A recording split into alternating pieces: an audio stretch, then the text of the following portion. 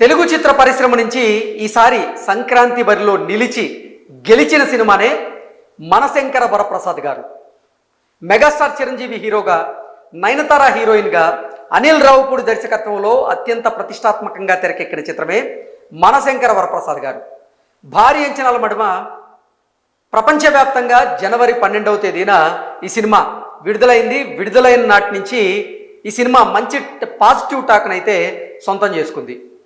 మనశంకర వరప్రసాద్ గారు సినిమాకి అద్భుతమైనటువంటి రివ్యూలు ఇస్తున్నారు. అలాగే రేటింగ్స్ కూడా వస్తూ ఉన్నాయి. కేవలం భారతదేశంలో 2 తెలుగు రాష్ట్రాల్లోనే కాదు, ఓవర్సీస్లో కూడా మనశంకర వరప్రసాద్ గారు సినిమా సత్తా చాటుతున్నట్లుగా నివేదికలు అయితే అందుతూ ఉన్నాయి.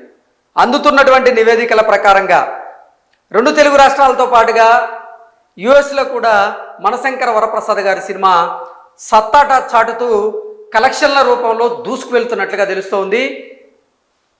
ఒక్క నార్త్ అమెరికాలోనే ఇప్పటి వరకు చూసుకున్నట్లయితే 1.5 మిలియన్ క్లబ్లో మనశంకర వరప్రసాద్ గారి సినిమా చేరినట్టుగా తెలుస్తోంది. నిజంగా జనవరి 11వ తేదీ సాయంత్రం నుంచి కొన్ని ప్రాంతాల్లో మనశంకర వరప్రసాద్ గారి సినిమాకి సంబంధించినటువంటి ప్రీమియర్ షోలు అయితే మొదలయ్యాయి. ఇక మొదటి రోజు కలెక్షన్ ఎంత అనేది మరి కొద్దిసేపట్లో తేలేటువంటి అవకాశం ఉంది. నార్త్ అమెరికా గ్రాస్ కనుక చూసుకున్నట్లయితే, అంటే ప్రీ సేల్స్ విషయంలో అలాగే ప్రీమియర్ సేల్స్ రూపంలో కానీ ఇప్పటి వరకు మనశంకర వరప్రసాద్ గారి ఈ సినిమాకి నార్త్ అమెరికాలో గ్రాస్ రూపంలో 1.5 మిలియన్ వచ్చినట్లుగా ఇండస్ట్రీ వర్గాలు అయితే అంచనా వేస్తూ ఉన్నాయి. మొత్తంగా చూసుకున్నట్లయితే పాజిటివ్ టాక్తో ఈ సినిమా దూసుకు వెళ్తూ ఉంది. మెగాస్టార్ చిరంజీవి గారు తన పర్ఫార్మెన్స్తో ఈ సినిమాని తన భుజాల మీద మోస్తూ వన్ మ్యాన్ షోగా ఈ సినిమాని ముందుకు నడిపించినట్లుగా చాలామంది రివ్యూవర్స్ అయితే రివ్యూ ఇవ్వడం జరిగింది. అలాగే ఈ సినిమాలో సాంగ్స్ చాలా అద్భుతంగా ఉన్నాయని, బ్యాక్గ్రౌండ్ మ్యూజిక్ కూడా చాలా బాగుందని చెప్తూ ఉన్నారు.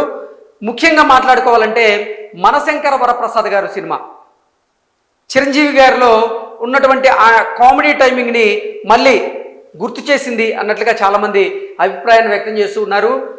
ఈ సినిమాలో కామెడీ ఉందని, అలాగే ఫ్యామిలీ ఆడియన్స్ని కనెక్ట్ చేసేలాగా కొన్ని సన్నివేశాలు అద్భుతంగా ఉన్నాయని చెప్తున్నారు.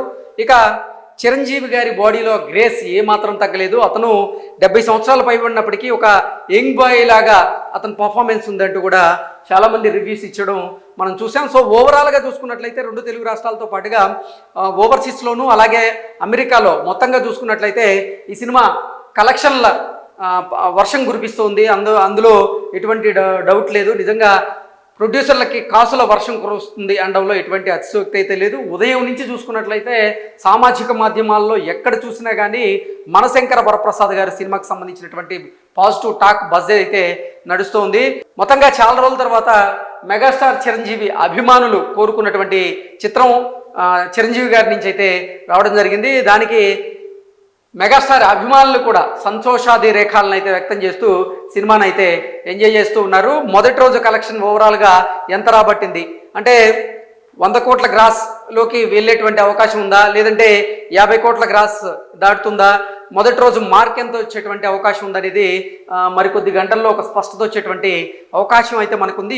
ఇప్పటికి వస్తున్నటువంటి సమాచారం ప్రకారంగా నార్త్ అమెరికాలో ప్రీ సేల్స్ అలాగే ప్రీమియర్ షోస్ వీటన్నిటికి కలుపుకొని 1.5 మిలియన్ క్లబ్లో ఈ మనశంకర వరప్రసాద్ గారి సినిమా చేరినట్టుగా తెలుస్తోంది. Thank you so much.